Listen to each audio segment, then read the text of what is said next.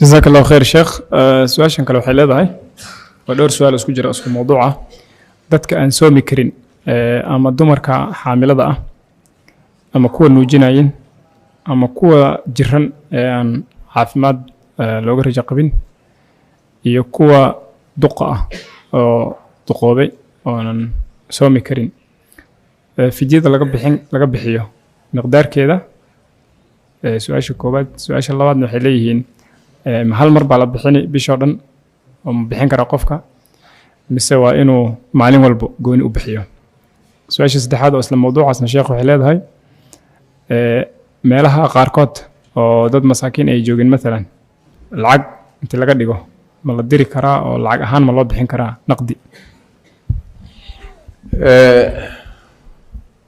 dadka cudurdaar kale ee afuri kara soonka iska afuri kara labay u qaybsamaan.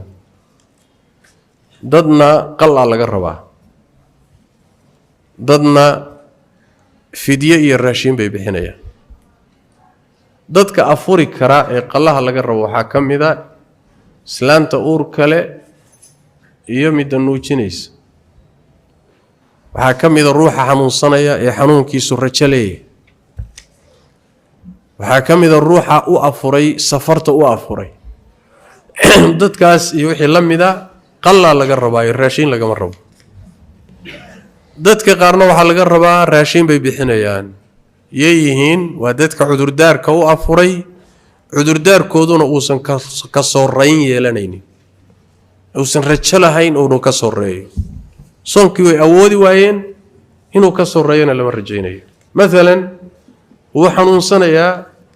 xanuun buu la soomi waayey, xanuunkaasina inta bini aadamku garanaya rajo male inuu ka sooreeyo, inuu ka sii daro mooye raashin buu bixinaya. maalan ruuxii da' buu la soomi waayey,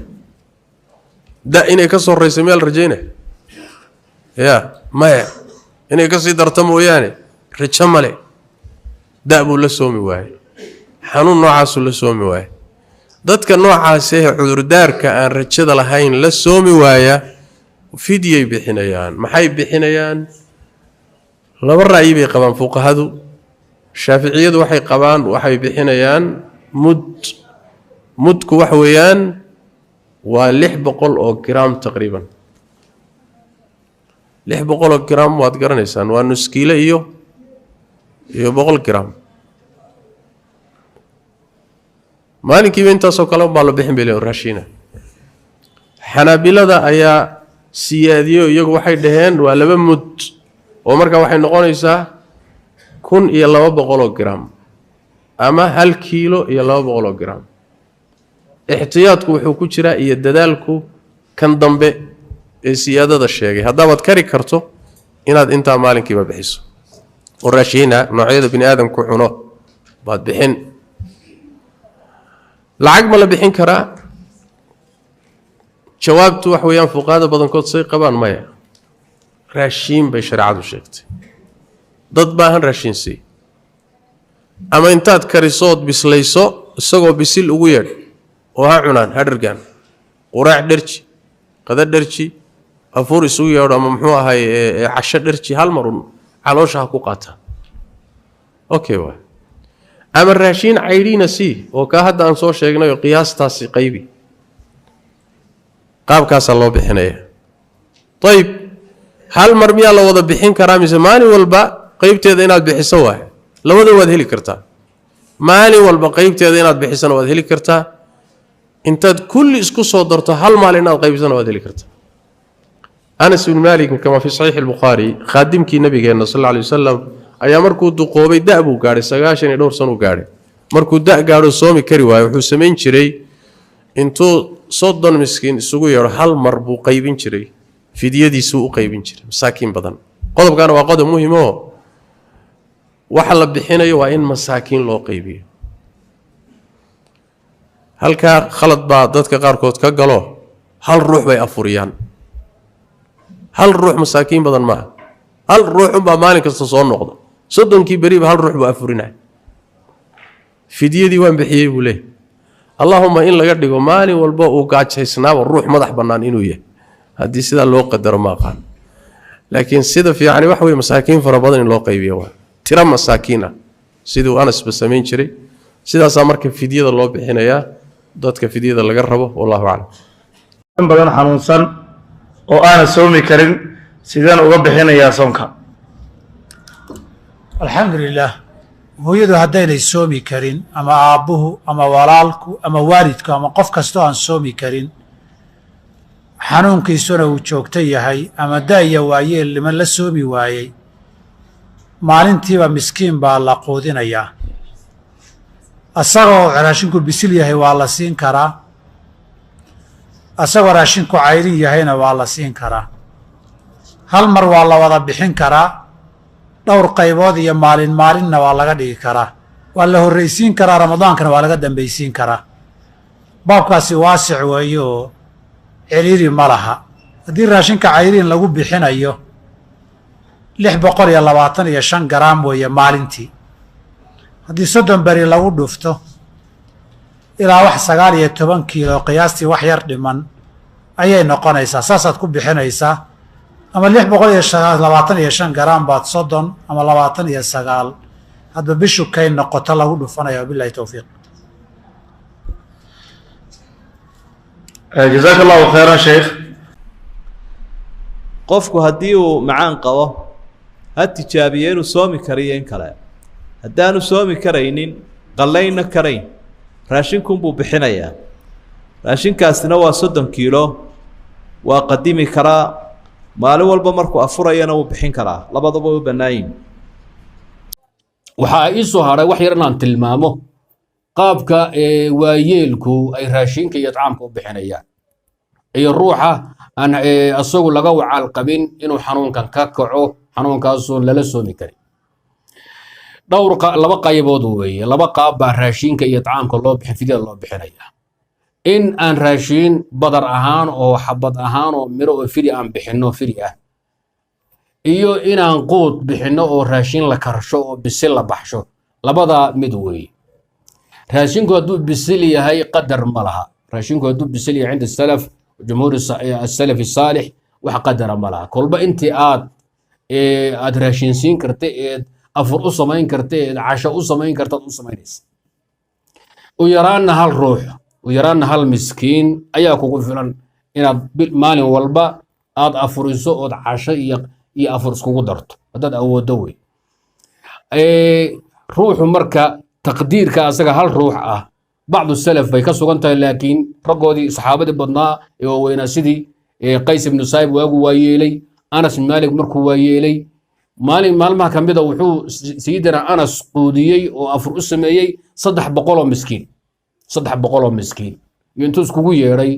oo raashin u diyaariyey oo hilba u diyaariyey ayuu dharjiyey markaasuu yidhi bisha ramadaan intaas ayaga filan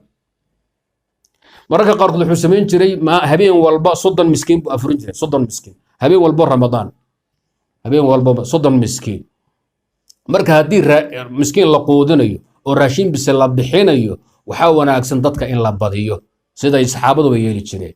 haddii tabartaadu ay noqotay waxaan ku urursanayaa hal miskiin uun dhib ma laha hal miskiin uun in la quudiyo saxaaba kama sugno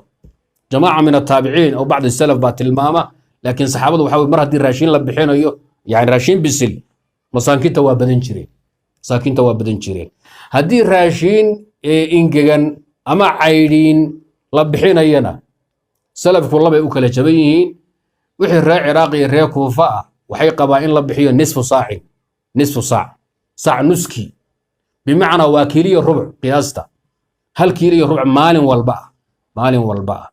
oo marka ama bur ah burkii waxaa laga hadlaya midhaha ama qamadi ah ama bariis ah raashimaha marka gaalibka la quuta ah ee la isticmaala sidaa marka waxaa ku taga abu xaniifi iyo sufyaan athawri iyo xasan ibnu saalix ibnu xay ibnu saalix al-faqih iyo reer kuufa iyo ciraaqiyiin baa maray waxaana ra'yigaasi u hormaray oo ugu horreeyey ibnu cabbaas baa asaguna saa fatwoon jiray ibnu cumar baa laga wariyaa anas baa laga wariyaa riwaayo aan dacfi ku jiro sugnayn idan fuqahaa taabiciin oo reer kuufa iyo reer ciraaq halkaas u badan yihiin saxaabo qaarkoodna waa laga tabiyo waa naga tilmaamay saxaabada fatwootay ibnu cabbaas baa kamid nisfu saaca ee ciraaqiyiin taageeray waxaa kamid a ragga hawsha iyaguna fatwooda qays ibnu saa'ib saxaabiga qiimaha badnaa isaguna idan dhankaas waa sida nisfu saac xijaaziyiin oo reer makiya reer madiina ah dhankaas ayagu waxay qabaan oo shaaficiyada iyo maalikiyada iyo xanaabilada dhankooda ah ayagu waxay qabaan waa mud baa la bixinaya maalinba hal mud baa la bixinaya mudkaas saxaabada waxaa ka fadwooday abu hurayra fadwan jiray iyo jamaaca min attaabiciin marka uu kamid yahay yaxya ibnu saciid ibnu qays alansaari kamid yahay cataa kamid yahay abu hurayrana sheekhu ah xaggaas marka xijaaziyiinna dhankaas ayay u biishubtoon hal mud ah mudkana waxaa lagu qiyaasaa adu 600 garaam nuskiile iyo wax yar yaa lagu qiyaasaa haddii la buxsho marka kiila laga dhigo ama khilaafka laga baxo laga dhigo hal keliya rubac oo sida ay sheegeen qolyihii reer ciraaq way fiican tahay adugu labadaa ra'yi ayaa jira raashinka mar haddii raashin la bixinayo fiiro gaara waxaa mudan waayeelada iyo dadka xanuunsan xanuun aan laga wacan qabin inay ka kacaan haddii fidyo laga bixinayo fidyada waa inay noqoto ramadaanka gudihiisa ama maalin walba ama intuusan dhammaanin bisha ramadaan gudaheeda waa in laga dhigo sidaa wey الحمد لله والصلاة والسلام على رسول الله سيدنا محمد عليه أفضل الصلاة وأزكى التسليم أما بعد كلمة waxaan kaga hadlayaa fidyadu waa waxa uu bixinayo qofka aanan soomi karin horaanba waxaan rabaa inaan caddeeyo in dadku ay qalad fahmeen oo ah qof kasta ee xanuunsan amaba soomi waayo maalinta inuu yidhahdo fidyadu waa imisa taa waa qalad xanuunku waa labo xanuun qofka raja uu ka qabo inuu ka kaco iyo xanuun aan raja laga qabin intaba ilaah baa dawada keena ah qofka hadduu yahay xanuunkiisa xanuun aanu rajo ka qabin keliyihii baa finisha wadnihii baa la qala dib dambe uma soomi karo dawo joogtuu qaadanayaa maalin ma seegi karo qofka way qofka le fidyo bixinaya laa qofka inta hadda la qalay oo 6 bil kadib waad fiicnaanaysaa la yiri ama xanuunka 2 bil kadib waad ka kacaysaa la yiri inuu yiraahdo fidyaan bixinaya taa ma banaana qofka waa inuu soo qalayo oo dib dambe uu ka soo gudo gaar ahaan dadka waqtiyada dhaadheer aan soomi karin oo kale waqtiga winterkay la beegan karaan mawduucaas marka koow horta inaan cadeyno haddii taa la ogaaday oo ilaahay isaga yiri faman kaana minkum mariidan aw calaa safarin faciddatu min ayaamin ukhra qofka marka ay dhakhaatiirta u sheegeen inuusan weligii aanu soomi karin rajana aan laga qabin qofkaas wuxuu bixinayaa fidyada marka waxaa loo baahan maalin walbaba ee qofka soonka uu ka tegay inuu bixiyo yacni mathalan isla maalinta hadduu bixiyo waxba kuma jabna laakiin ma dadejin kartid yacni iyadoon waqtigii la gaarin ilaa inaad noolaan doontid lama hubo marka qofka maalinkaas markuu dhaafo walidaalika waa sababtaan u leenahay aakhirka laga bixiyo in dadkaad intaad lacagta u dirtid ama meesha aad joogtid ba waxaad dhihi kartaa maalinkaas hebel ha soo afuro maalintaas sidii aad markaa haleeli weysa waana sida ay tahay fuqahaduna ay sheegeen marka haddii soonku uu 30 maalmood yahay ama 29 maalmood yahay waxaa laga rabaa 30 maalmood inaad 30 miskiin aad quudisid 2 siyood baad heli kartaa inaad hal meel isugu keentid waad heli kartaa raashin u samaysid haddaad doonto waad heli kartaa